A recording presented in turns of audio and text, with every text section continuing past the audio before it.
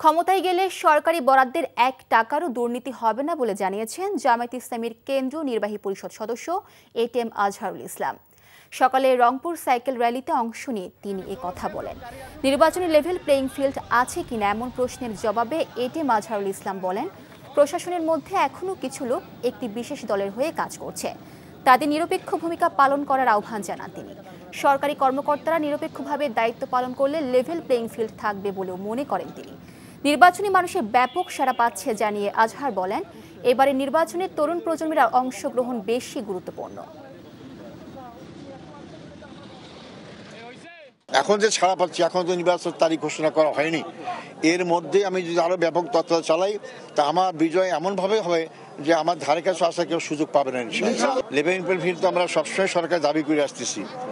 এখনো প্রশাসনে অনেকে আছেন যারা একটা বিশেষ একটা দলের পক্ষে কাজ করে।